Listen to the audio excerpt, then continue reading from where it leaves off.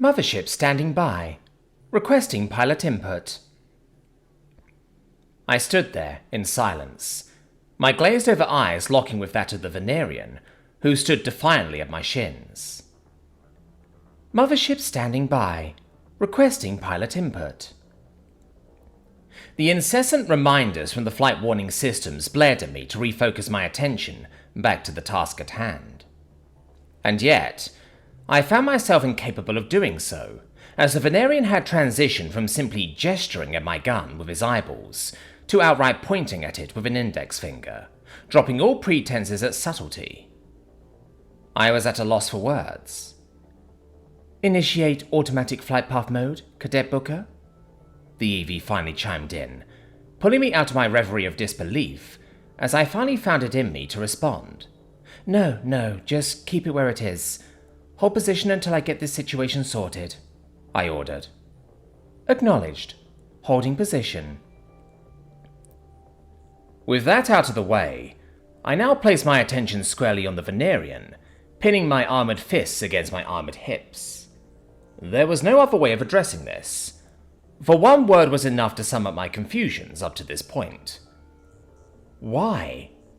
I thought you'd never ask, Fraumer, Eleanor replied with a huff, though not an indignant one, for whatever that was worth.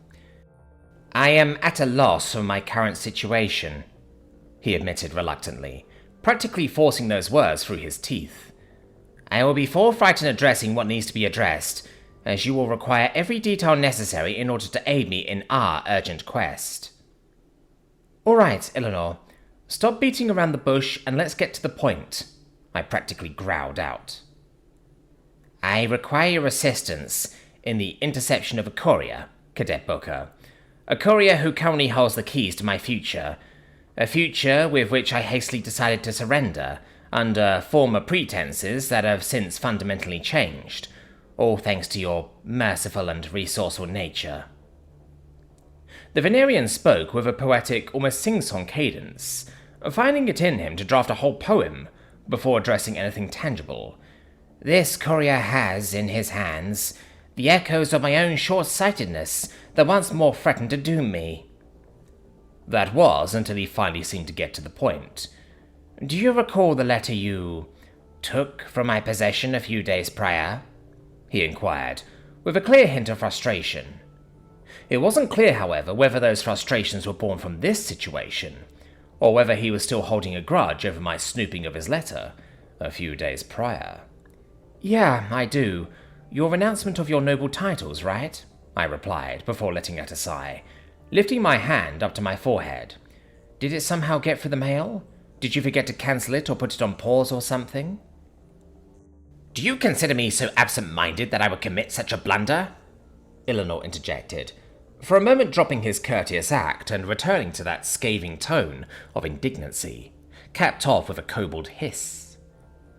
Judging by how you've self-admitted to foolish and short-sighted actions twice now, I am leaning towards yes rather than no, just going off objective data trends.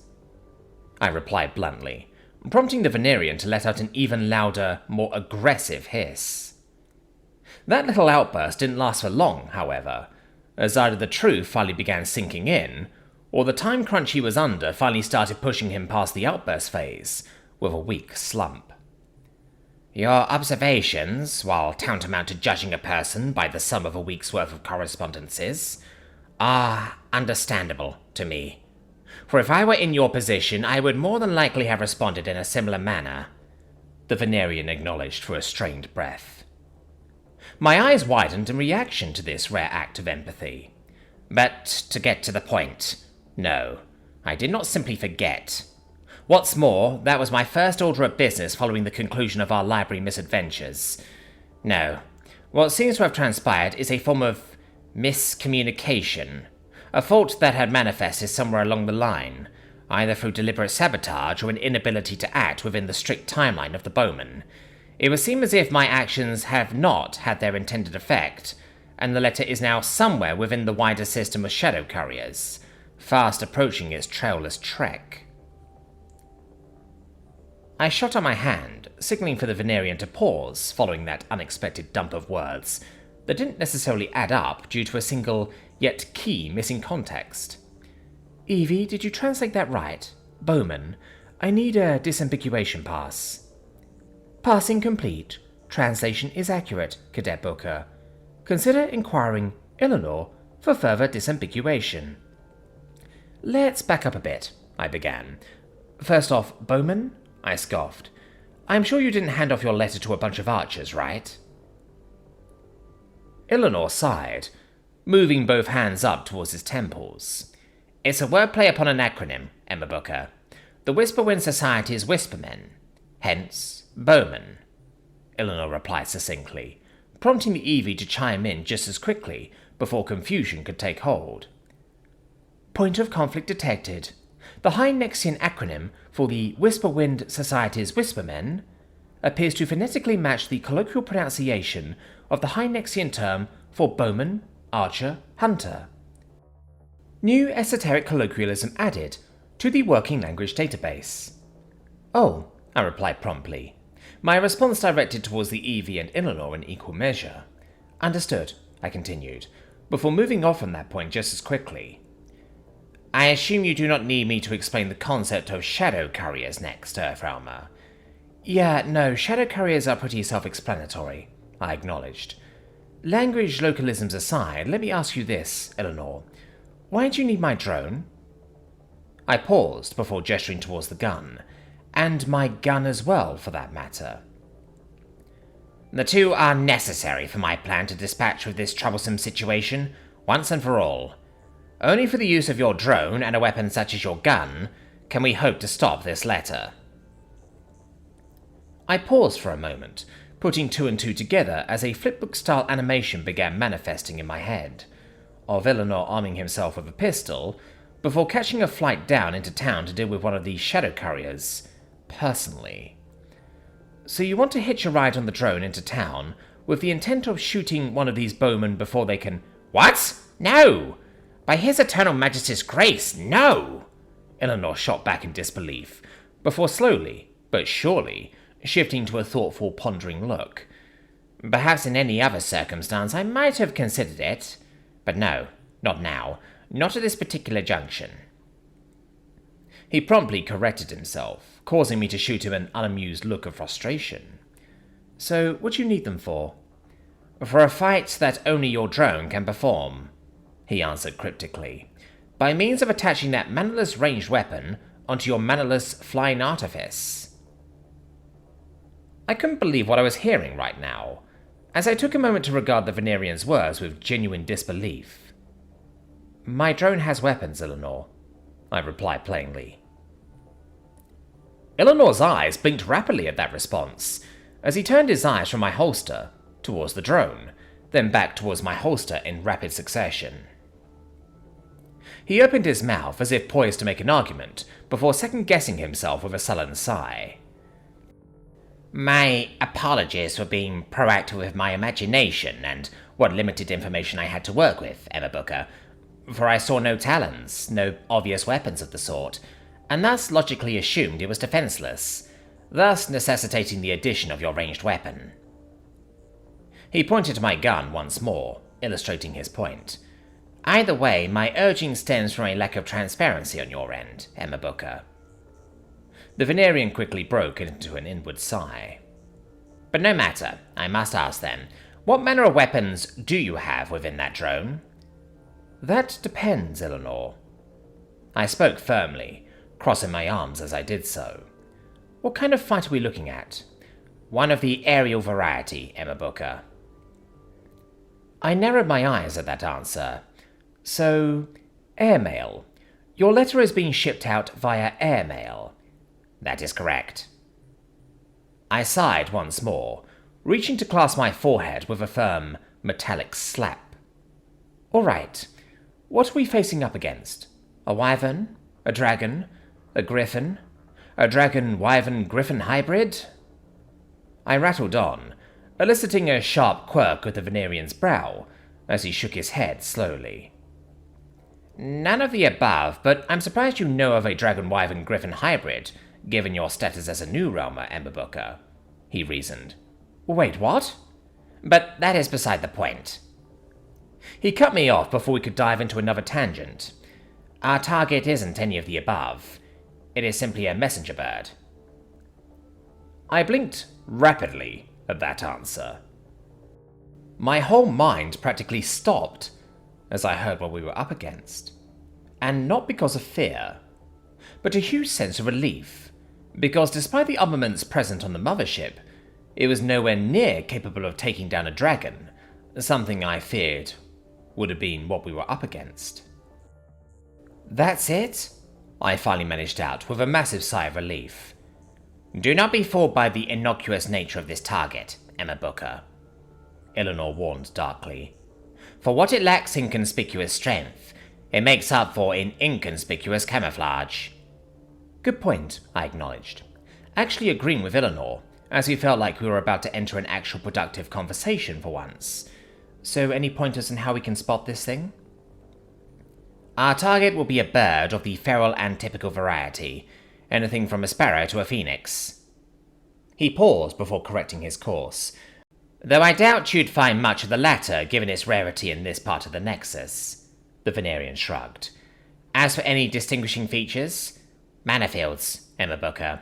This particular bird will have a slightly above average ebb within the flow of mana than most, like a rock parting the streams of water in a creek, he explained. So any above average surge in mana then? Yes.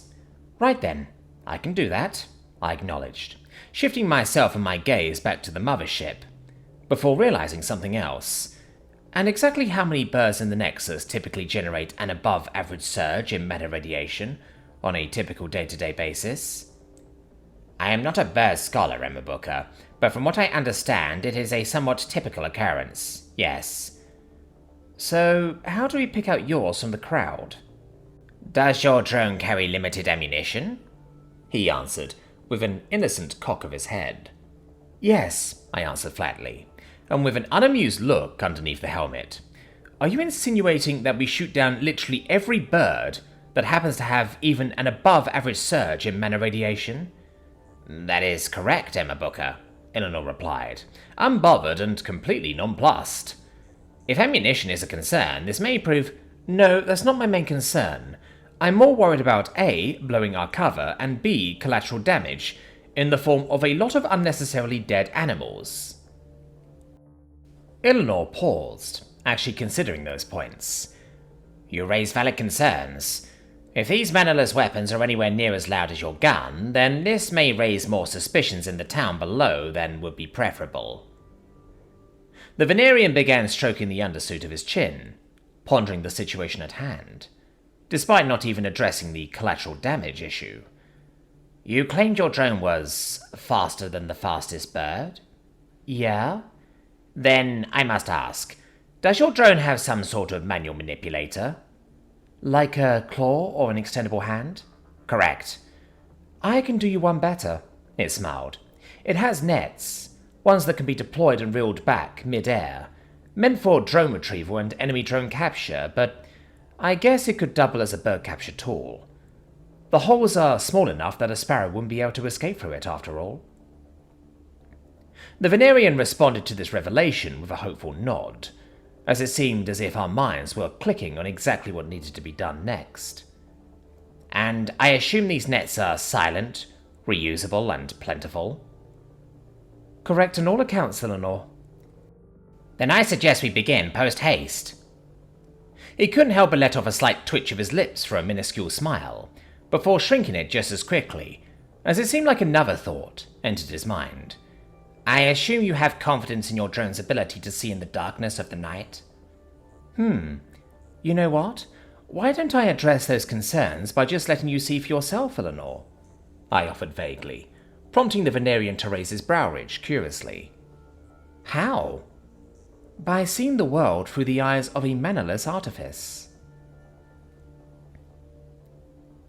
Eleanor now had front row seats to the bird's eye, or more accurately, the virtual cockpit's view of the drone, as I continued maneuvering it carefully into town.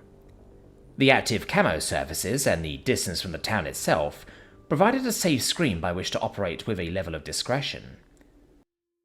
Funnily enough, Eleanor had done the same for our end of the operation, casting a cone of silence and some magical camo around the balcony, which hid us from any unsuspecting eyes and ears. We had full visibility over the entire town from the drone's vantage point, save for a single district that seemed to be covered in an unnaturally forming fog that started and ended along strangely artificial lines, demarcated by the abrupt cessation of an opaque grey mist along street lines and rooftops instead of naturally thinning out over a large distance. Aside from that anomaly, the whole town was right there for us to see. I didn't even need to turn on night vision mode, given how bright everything was even this late into the night. Despite that, the drone's automatic functions, aided by the Eevee, was passing through every available spectral range within the camera's and sensors' capabilities, creating this almost otherworldly composite layering effect upon the live feed that was as chaotic as it was oddly mesmerizing. A sentiment that seemed to be shared by the Venerian, whose eyes were practically glued to the screen right now, his expression shifting constantly between confusion, concern, anxiety, and a level of worry probably stemming from what was on the line, rather than the view itself. "And is this the world as is seen through your eyes, Earthrealmer?" he asked slowly. "No, I mean, it can with the aid of my armor and its sensors. What I usually see is what you saw in my sightseer, though, so no. However, this is typically what my drones can see, as it allows it to better accomplish its various missions, such as the one I originally set it out to do," I answered curtly, just as several things began happening on my end of the live feed. Namely, the rescue operation of the survey drones that survived the blast, of which only one managed to dock with the mothership successfully so far. For the most part, though, this segment of the operation was done in silence. Despite that, I still had one eye open towards the skies, for the sake of Eleanor's added side quest. Though it was clear from the tap-tap-tapping of his feet that Eleanor wasn't the type to be composed in these calm-before-the-storm situations. However, just as he was about to address his anxieties, opening his mouth to question it, "Alert! Target parameters met. Target group bearing grid 107-395225. Trajectory calculated. Intercept. Yes? No?" All hell quickly broke loose. Several things started happening all at once now, and Eleanor was, for the first time, getting to see firsthand the hectic realities of modern combat, or at the very least a toned-down version of it. My entire focus now shifted to my HUD, the flock of birds that had originated from the outskirts of town, becoming almost like a flight of enemy drones in my mind. Training and reflexes kicked in, augmented by the Eevee's micro-corrections to the mothership's course, as we caught up to the speedy group of avians, whose velocities would have been impressive to an ornithologist, but failed to impress the drone operator within me. This made my hyperfocus less necessary, as by the point I'd arrived above the flock, the whole battle was already decided. It was now like shooting fish in a barrel. The whole thing was over with a push of a button. The flock of birds didn't even know what hit them, as the drone deployed a massive high-tensile E-warfare rated netting, one that would have otherwise absolutely fried or disabled non-hardened electronics on contact, and rendered all radio communications from within and without inert. But on this occasion, merely acted as an over-engineered animal capture tool, which, to his credit, was a role it slipped into seamlessly. This was true even as the whole flight of birds began absolutely panicking mid-air, their wings flapping about in sheer distress, their collective weight and absolute terror causing the inexperienced Eleanor to become visibly worried for the flight stability of the mothership. However, given the fact that it was rated for enemy drone capture and retrieval, no amount of flapping from even 100 birds would have made much of a dent on the sturdily engineered machine. "Batch 1 captured," I announced with an ecstatic cheer. "Now, do any of these look like what we're looking for, Eleanor?" I asked, before pointing all cameras at the panicked net of birds, some of which occasionally glanced towards one of the mothership's many unfeeling camera lenses, with unadulterated terror.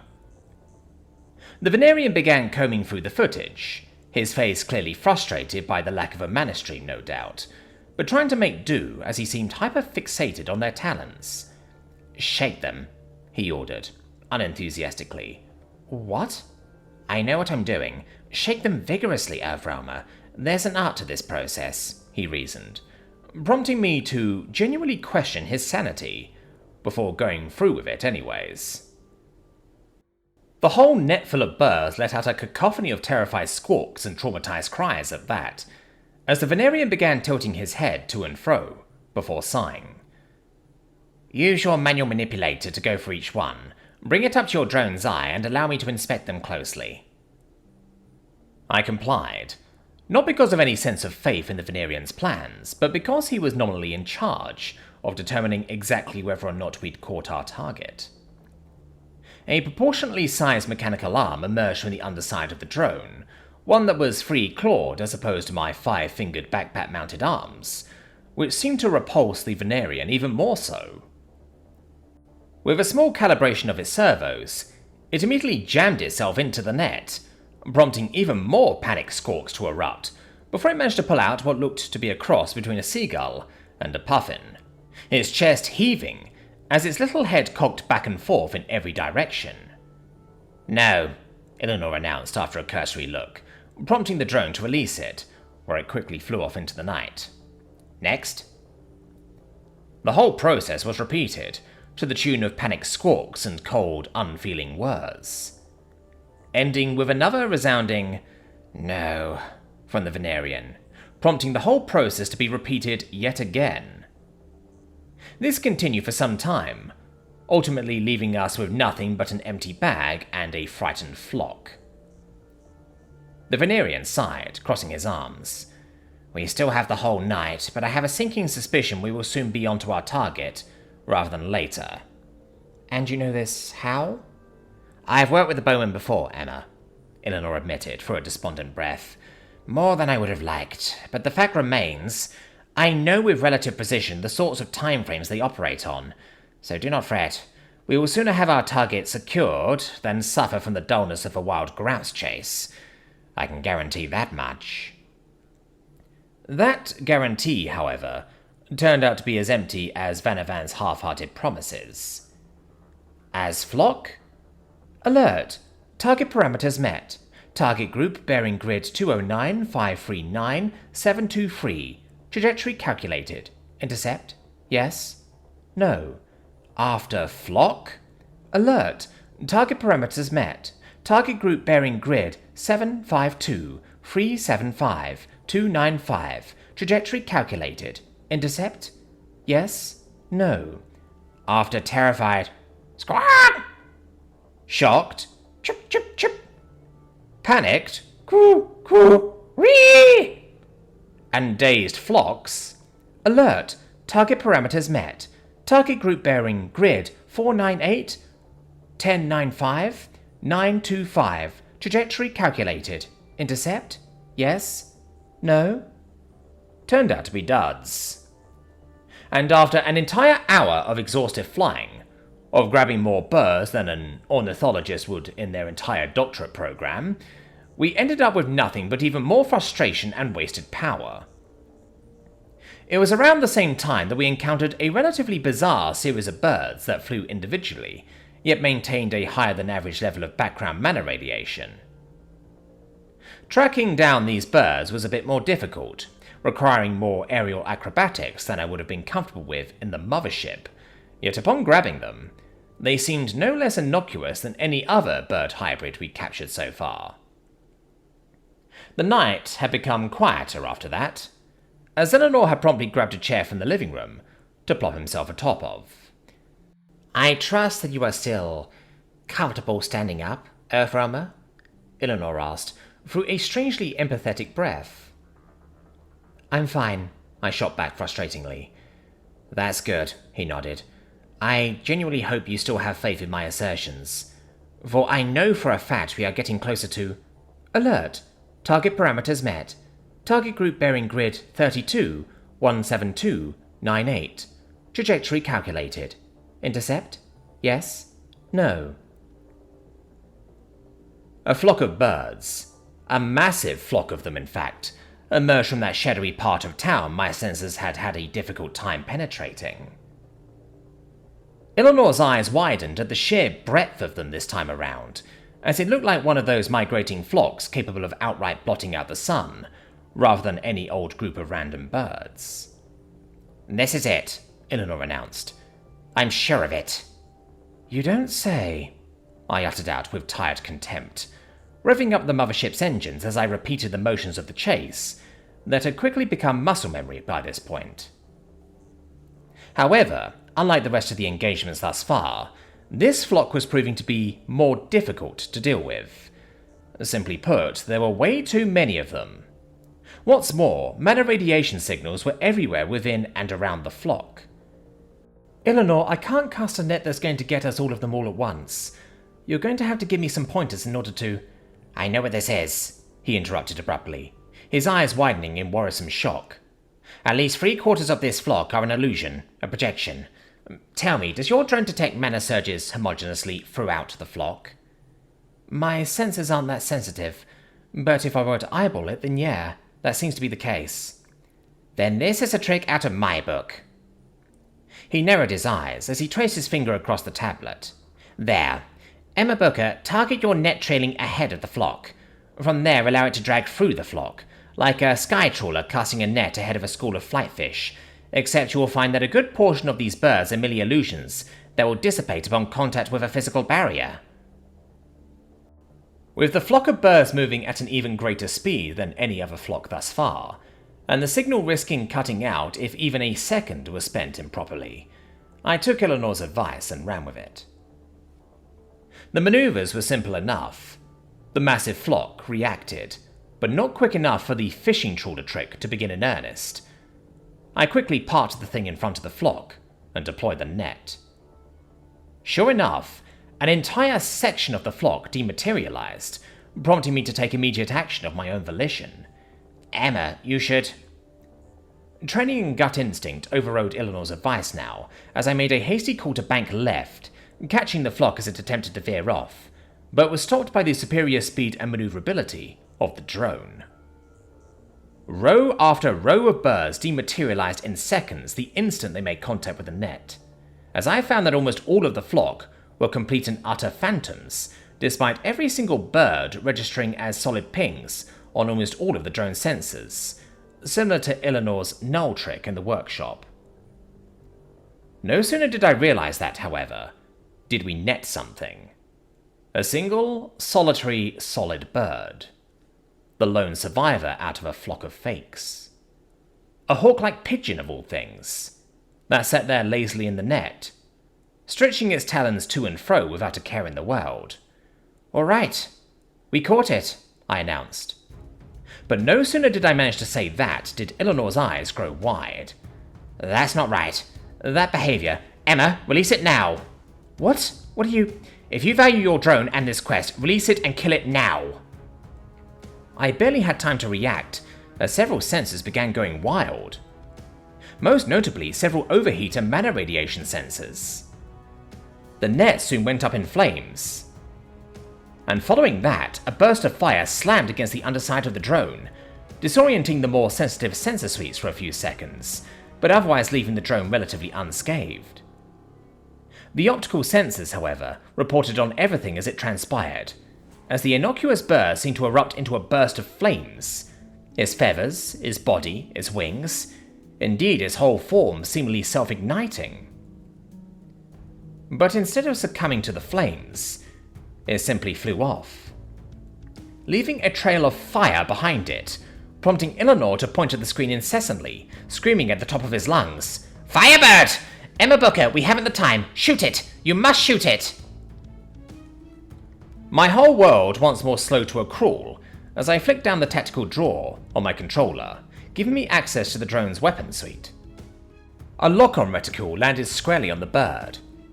Half a second later, the reticule was lined up, glowing green and beeping incessantly. A second after that came a single, thunderous, earth-shattering bang! It took seconds for that sound to reach us in person, Or at least, it would have, if it wasn't for Eleanor's cone of silence. However, even if it did, all that could be heard from this distance would be more akin to a weak and distant ka-crack of stray thunder. The Firebird's flight stopped almost immediately after, its ducking and weaving reminiscent of a 20th century dogfighting ace halted abruptly and unceremoniously upon that round being discharged. From there, it fell 7,000 or so feet from the sky, leaving a trail of fire behind that was extinguished about halfway down as it began trailing smoke, and then, finally, soot.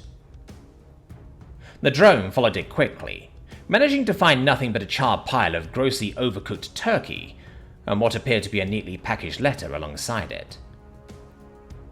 Using its manipulator to grab it, Eleanor positively ID'd it. "That's it." But not a second later, before the drone was even able to unfurl its arm, the small patch of grasslands we found ourselves in suddenly erupted into flames. As the Firebird's carcass began to cremate itself with a small tornado of iridescent flames, ash and embers of this charring corpse suddenly reformed into its former state. "That wasn't a Firebird," Eleanor announced for a hushed breath.